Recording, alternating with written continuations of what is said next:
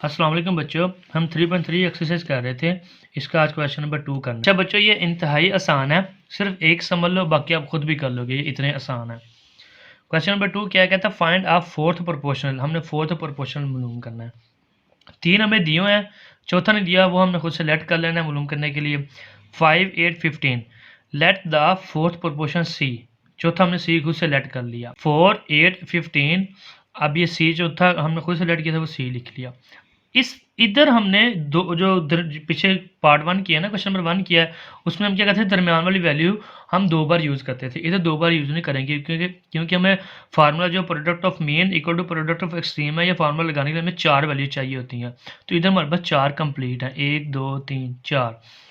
तो हम इन दोनों पहले 2 के दरमियान हम रेशियो लगाएंगे, प्रोपोर्शन लगा के हम फिर दूसरी 2 वैल्यू के दरमियान हम रेशियो लगाएंगे। इसलिए मैंने नीचे एरो लगाया, 5 से 8, 15 से सी।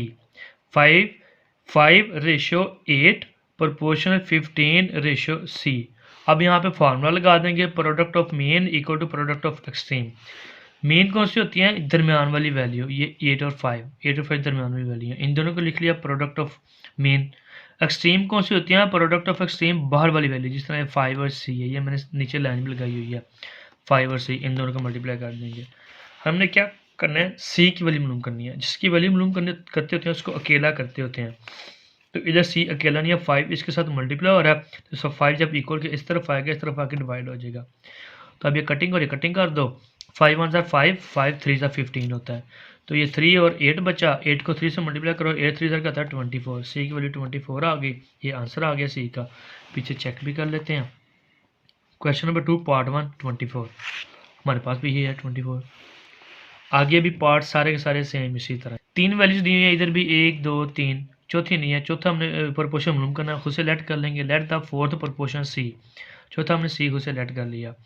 पहली वैल्यू, दूसरी वैल्यू, तीसरी वैल्यू, और ये सी जो हमने चौथा खुद लेट किया वो लिख लिया। Product of mean equal to product of extreme, ये फॉर्मूला लगाने के लिए हमें 4 वैल्यू चाहिए होती हैं, चारों हैं। इन दो के दरमियान हम रेशियो लगा लेंगे, प्रोपोर्शन लगा के इन दो के दरमियान रेशियो लगा लेंगे। 4x की power 4 ratio 2x cube proportional 18x की पावर 5 रेशियो सी।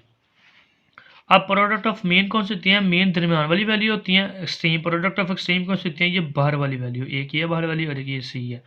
मेन इन दोनों को मल्टीप्लाई कर दिया, एक्सट्रीम प्रोडक्ट ऑफ एक्सट्रीम ये बाहर वाली वैल्यू को मल्टीप्लाई कर दिया। हमने क्या करना है? सी की वैल्यू मालूम करनी है। जिसकी वैल्यू मालूम करते थे वो वैल्यू अकेली होनी चाहिए।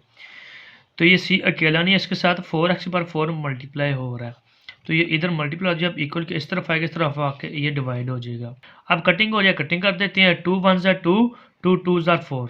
अब नीचे 2 अभी भी है, तो 2 इस 18 को भी कट कर दो, क्योंकि 18 और 2 दोनों 2 के टेबल में अगेन आते हैं। 2 1 2, 2 9 18 होता है। कांस्टेंट नीचे तो खत्म हो गया, ऊपर सिर्फ 9 बचा। हमने ये 9 वैसे के वैसे लिख लिया। अब ये नीचे x की पावर 4 है, ऊपर x की पावर 5 है और x की पावर क्यूब है, मतलब नीचे 4x है, ऊपर 5x है या 3x है, टोटल 8x है। ये 4x से कट हो गया, ये 5 थे, 5 में 4 के पीछे 1x बच गया। पहले कांस्टेंट ये x क्यूब वैसे के वैसे ही आ गया, ये 2 तो खत्म हो गया, कट हो गया था ना। 18 की जगह ये 9 आ गया था, क्योंकि 18 कट हो गया था, ये 9 आ गया। ये 5x में 4x, ये नीचे 4x से कट हो गए थे, 1x बचा, ये 1x लिख लिया। इधर 9 है, x के साथ x क्यूब के साथ 1 है, 9 को 1 से मल्टीप्लाई करो, 9 1 9 वैसे के वैसे। ये x क्यूब जब x से मल्टीप्लाई होता है वो x की पावर क्या हो गया? 4 हो गया। ये c की वैल्यू होगी, c का आंसर आ गया 9x की पावर 4। इसका भी आंसर पीछे चेक कर लेते हैं। 9x की पावर 4 हमारे पास भी यही आया। अब पार्ट 3 है, ये भी सेम इसी तरह ही है, बहुत आसान है। इधर भी हमें 3 वैल्यू दी हुई है। 15 a की पावर 5, b की power 6, second value 10 a square, b की power 5, third 21 a cube b cube. हमने चौथा प्रोपोर्शन मालूम करना है, इधर भी लेट कर लेते हैं। Let the fourth proportion c, हमने c लेट कर लिया। पहली वैल्यू, दूसरी वैल्यू, तीसरी वैल्यू, ये c खुद से हमने चौथी लेट कर ली। 4 वैल्यूज कंप्लीट है। फार्मूला बनाने के लिए product of mean equal to product of extreme. पहली 2 के दरमियान हमने ये रेशियो लगा लेना प्रोपोर्शन, दूसरी 2 के दरमियान हमने रेशियो लगा लेना। अब product of mean equal to product of extreme. Mean कौन सी होती है? ये अंदर वाली वैल्यू। एक्सट्रीम कौन सी होती है? बाहर वाली वैल्यू। एक्सट्रीम ये अंदर वाली वाली है, इन दोनों को मल्टीप्लाई कर दिया। प्रोडक्ट ऑफ एक्सट्रीम ये बाहर वाली वाली है, इन दोनों को हमने मल्टीप्लाई कर दिया। अब सी की वैल्यू मालूम करनी है। ये सी अकेला होना चाहिए, इसके साथ कोई भी वैल्यू होनी चाहिए, क्योंकि हमने ये मालूम करना है। तो ये ब्रैकेट मल्टीप्लाई हो रही है सी के साथ, जब इक्वल के इस तरफ आई, इस तरफ आके ये डिवाइड हो गई। अब ये कटिंग हो रही है, कटिंग कर देंगे। 5 2 ज़ा 10 होता है और ये 5 3 ज़ा 15 होता है। तो ये नीचे 3 है और ये हमारे पास क्या है 21 है। तो ये 3 भी 3 के टेबल में आता है, 21 भी 3 के टेबल में आता है। ये फर्दर कटिंग कर देंगे। 3 1 ज़ा 3, 3 7 ज़ा 21 होता है। कांस्टेंट तो ये ऊपर 2 बच गया और ये 7 बच गया। 2 और 7 लिख लिया। अब आ जाना जो वेरिएबल है ए बी सी है। ये नीचे ए की पावर 5 है, मतलब नीचे 5 ए हैं।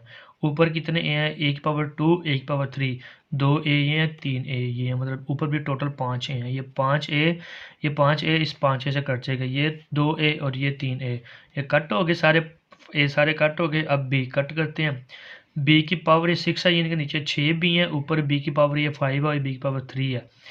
5 + 3 टोटल 8 हो गए। ये बी की पावर 6 यानी कि 6 भी कट हो गए, ये 6 भी नीचे से कट हो गए, ऊपर ये 5 भी ये गए। अभी एक बी रहता है, ऊपर एक और कट करना है। ये 3 बी है, 3 बी में से एक और बी कट दो, पीछे 2 बी रह जाएंगे। तो ये 2 बी रह गए, बी की पावर 2। तो अब 7 को 2 से मल्टीप्लाई कर दो। 7 2 से करता 14 होता है। बी स्क्वायर वैसे क्या वैसे ही आ गई। ये सी की वैल्यू आ गई, सी इक्वल टू 14 बी स्क्वायर।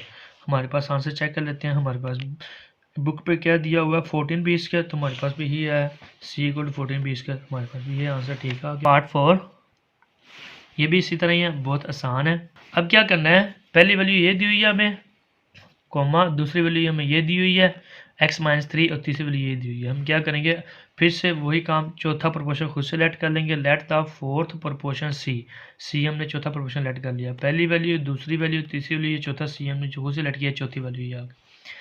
अब क्या करना है, इन दोनों के दरमियान रेशियो लगा लेनी है, प्रोपोर्शन लगा के इन दोनों के दरमियान रेशियो लगा लेंगे, क्योंकि 4 वैल्यूज पूरी हैं।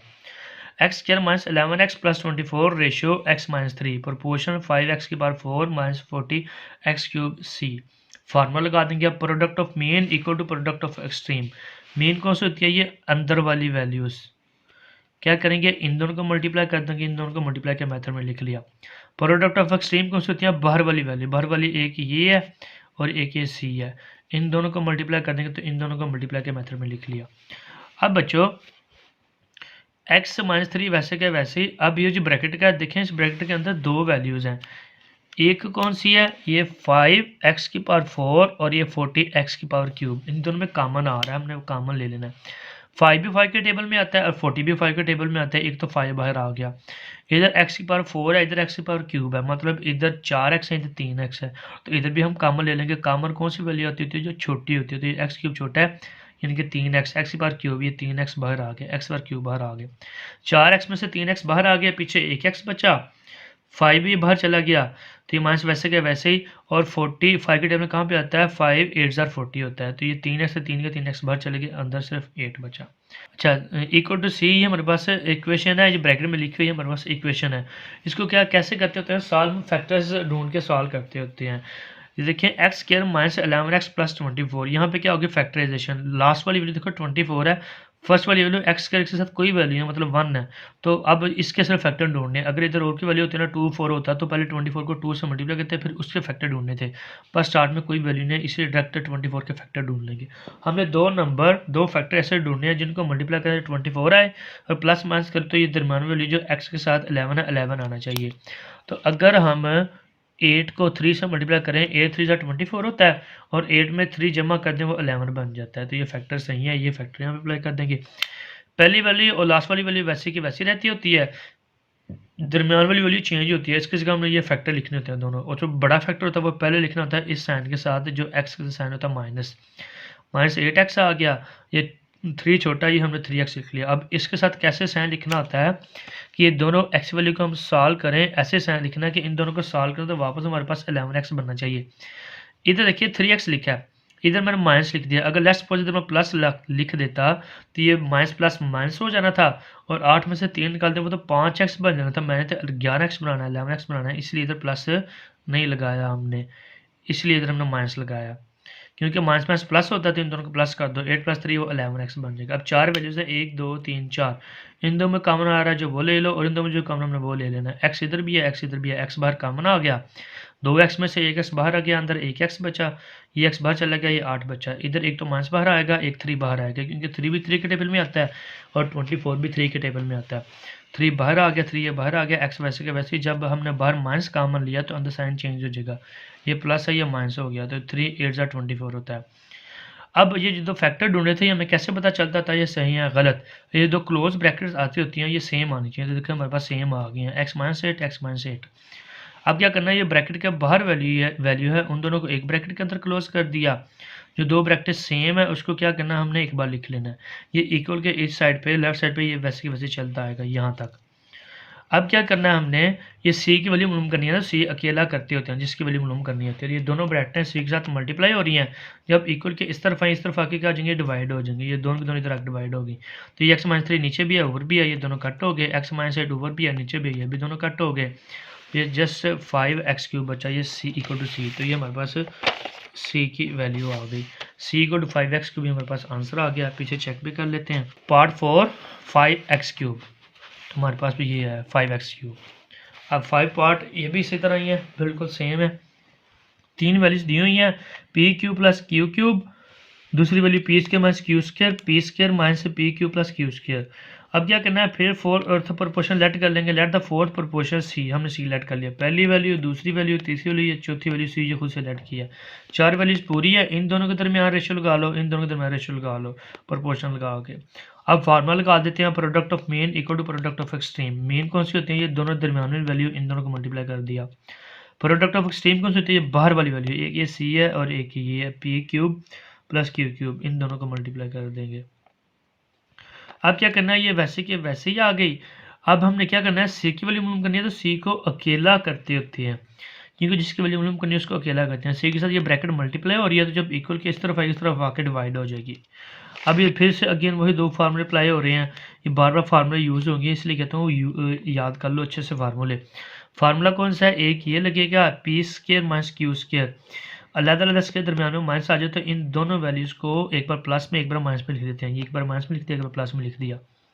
फिर p का क्यूब प्लस q का क्यूब ये किसके बराबर होता है p प्लस क्यूब पहले पावर के बिना फिर पहली वैल्यू का स्क्वायर p का स्क्वायर फिर दूसरी वैल्यू का स्क्वायर प्लस q का स्क्वायर इधर प्लस इधर माइनस आ जाएगा। इन दोनों को मल्टीप्लाई कर दो pq ये दोनों मल्टीप्लाई हो गई। अब इसकी जगह ये p का माइनस q इसकी जगह हमने फार्मूला लगा दिया फार्मूला अप्लाई कर दिया ये दोनों वैल्यू लिख दी। ये वैसे क्या वैसे ही आ गया। ये नीचे है p³ माइनस q³ इसकी जगह हमने ये फार्मूला अप्लाई कर देना है। ये फार्मूला अप्लाई कर देंगे तो इसका ये नीचे फार्मूला आ गया p plus q equal to p² plus q² minus pq। अब p प्लस क्यू नीचे भी है ऊपर भी है ये दोनों कट हो गए और ये दोनों ब्रैकेटें भी सेम है ये भी दोनों कट हो जाएंगी। तो बचा गया just p minus q c equal to p minus q. ये हमारे पास p की वैल्यू आ गई p का आंसर आ गया। इसका भी चेक कर लेते हैं पार्ट 5 p माइनस क्यू। तो हमारे पास भी ये है c equal to p minus q. अच्छा बच्चों लास्ट पार्ट है क्वेश्चन नंबर 2 का। ये जो पहली दो ब्रैकेट हैं ये एक वैल्यू है कोमे तक ये पहली वैल्यू है p² minus q² into p² plus pq plus q²। ये पहली वैल्यू है दूसरी वैल्यू pq प्लस q³। ये तीसरी वैल्यू है pq माइनस q³। 1 2 3 ये तीन वैल्यू हैं। चौथी हमने खुद से लेट कर लेनी है। Let the fourth proportional c। हमने c लेट कर लिया। अब पहली दो वैल्यू के दरमियान रेशियो लगा देंगे और दूसरी दो वैल्यू के दरमियान रेशियो लगा देंगे। मैंने ये p² minus q² into p² plus pq plus q² ratio pq plus q³ proportional pq minus q³ ratio c। अब ये चार वैल्यूज पूरी हैं 1 2 3 4 चार वैल्यूज पूरी हैं। अब फार्मूला लगा देंगे product of mean equal to product of extreme. Mean कौन सी होती हैं ये अंदर वाली वैल्यू इन दोनों को मल्टीप्लाई करना है। ये हमने ऊपर मार्कर से निशान लगाया हुआ है। इन दोनों को मल्टीप्लाई करना है क्योंकि मेन अंदर वाली होती है। प्रोडक्ट ऑफ मेन इन दोनों को मल्टीप्लाई कर दिया equal to product of extreme बाहर वाली वैल्यू। ये मैंने नीचे लाइन भी लगाई हुई है सी और ये दोनों ब्रैकेट इन दोनों को मल्टीप्लाई कर। अब क्या करना है सी की वैल्यू हमने मालूम करनी है। जिसकी वैल्यू मालूम करनी होती है उसको अकेला करते होते हैं। तो ये दोनों ब्रैकेटें इधर मल्टीप्लाई हो रही हैं। जब इक्वल के इस तरफ आए इस तरफ आके क्या हो जाएंगे ये डिवाइड हो जाएंगी। अब फिर से वही फार्मूले बार बार यूज़ हो रहे हैं pq plus q³ pq minus q³ नीचे p² माइनस q²। ये तीनों का फार्मूला अप्लाई होगा वो मैंने इस बार नहीं लिखे क्योंकि बार बार मैंने पीछे क्वेश्चन में लिखे हैं बार बार यूज़ होते हैं। pq प्लस q³ ये किसके बराबर होता है p प्लस q पहले पावर के बिना फिर पहली वैल्यू का स्क्वायर p का स्क्वायर फिर प्लस दूसरी वैल्यू का स्क्वायर q का स्क्वायर इधर प्लस तो इधर माइनस आ जाएगा। इन दोनों को मल्टीप्लाई pq मल्टीप्लाई कर देना है। फिर यहाँ पे अब इसका फार्मूला ओपन कर देंगे हम पहले पावर के बिना p माइनस क्यू फिर पहली वैल्यू का स्क्वायर p का स्क्वायर प्लस q का स्क्वायर दूसरी वैल्यू का q का स्क्वायर फिर इधर माइनस तो इधर प्लस आ जाएगा। इन दोनों को मल्टीप्लाई कर दो pq मल्टीप्लाई कर दिया। नीचे पी का अलहदा स्क्वायर माइनस क्यू का अलहदा स्क्वायर, अलहदा अलहदा स्क्वायर आ जाए, दरमियान में माइनस आ जाए, तो इन दोनों वैल्यू को पी क्यू को एक बार प्लस में और एक बार माइनस में लिख देते हैं। ये वैसे के वैसे आ गई। अब ये पी प्लस क्यू ये ऊपर भी है नीचे भी, ये कट हो गया। ये पी माइनस क्यू नीचे भी है, पी माइनस क्यू ऊपर भी है, ये भी दोनों कट हो गए। तो ये दोनों ब्रैकेटें भी सेम है, P square plus Q square P plus P Q, नीचे P square plus Q square plus P Q, ये दोनों भी कट हो गए। जस्ट ये हमारे पास ये एक ब्रैकेट बची, p square plus Q square minus p q. C equal to हमारे पास क्या आ गया, p square plus Q square minus p Q. ये हमारे पास सी की वैल्यू होगी, सी का आंसर आ गया। पीछे चेक भी कर लेते हैं। पार्ट नंबर 6 है P square minus p Q plus Q square, तो हमारे पास भी यही आया, P square plus Q square minus p Q. ये पी क्यू है, ये बुक पे पीछे ना ये दरमियान में लिखो, इसका कोई फ़र्क नहीं होता, इधर लिख लो इधर लिख लो, एक ही बात होती है। ये हमारे पास सी का आंसर आ गया। ये क्वेश्चन नंबर 2 के 6 पार्ट कंप्लीट हो गए हैं। बच्चों अगर समझ आई है, पढ़ने में मज़ा आया है, तो जाते जाते लाइक और सब्सक्राइब लाजमी करते जाना। Thank you.